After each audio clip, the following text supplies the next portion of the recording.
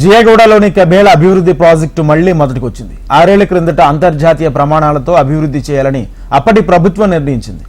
PPP పద్ధతిలో స్థానిక వ్యాపారుల భాగస్వామ్యంతో నిర్మాణ పనులు చేపట్టేందుకు జీహెచ్ఎంసీ అనేక ప్రయత్నాలు చేసింది. ఏళ్ల తరబడి అక్కడ జీవనోపాధి పొందుతున్న కుటుంబాలు, వ్యాపారులు, కార్మికులకు అవసరమైన శిక్షణ, ధృవీకరణ పత్రాలను ఇప్పించింది. ఖర్చు భరించే విషయంలో స్థానిక వ్యాపారులు నిరాసక్తితో పీపీపీ ప్రాజెక్టు రద్దయింది. సొంత నిధులతో పనులు చేపట్టాలని జీహెచ్ఎంసీ తాజాగా కొత్త ప్రణాళిక రూపొందించింది.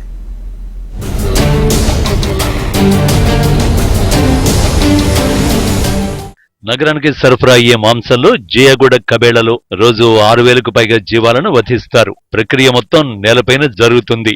రక్తం మడుగులో మట్టి నేలపైనే జంతువులను వధించి చర్మాన్ని తొలగించడం వంటి పద్ధతులతో మాంసంపై క్రిములు చేరుతాయనేది విమర్శ. అశాస్త్రీయ పద్ధతుల్లో జంతువులను వధించి మాంసం దుకాణాలకు సరఫరా చేయడంతో ప్రజారోగ్యం దెబ్బతింటుంది. జంతు వ్యర్థాలను పక్కనే ఉన్న మూసీలో పడేయడంతో కాలుష్యం పెరుగుతోంది.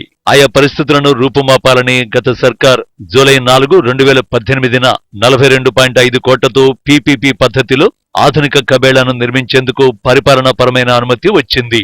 అనంతరం ఇంజనీర్లు టెండర్ ప్రక్రియను చేపట్టి అనేకసార్లు స్థానికులతో టెండర్ వేయించే ప్రయత్నం చేశారు.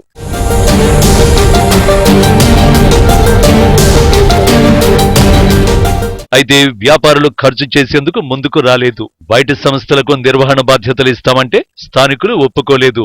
దాంతో ప్రాజెక్టు రద్దు చేశామని, సొంత నిధులతో పనులు చేపట్టే ప్రతిపాదనను సిద్ధం చేశామని జీహెచ్ఎంసీ చెబుతోంది.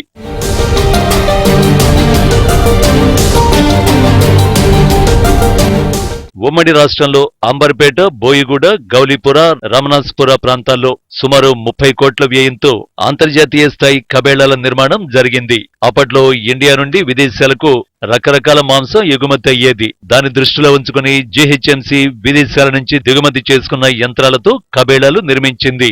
అనంతరం విదేశాలకు మాంసం ఎగుమతులపై నిషేధంతో ఆయా యంత్రాలన్నీ మరుగున పడ్డాయి. గత అనుభవాలను దృష్టిలో ఉంచుకుని జియాగూడలో యంత్రాలు లేని కబేళాను నిర్మించాలని బల్దియా నిర్ణయించింది.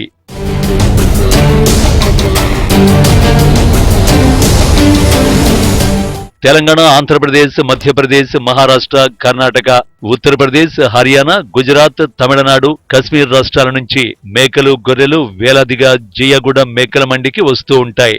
అలాంటి అతి పెద్ద కబేళా అభివృద్ధి కోసం త్వరగా చర్యలు చేపట్టాలని స్థానికులు కోరుతున్నారు.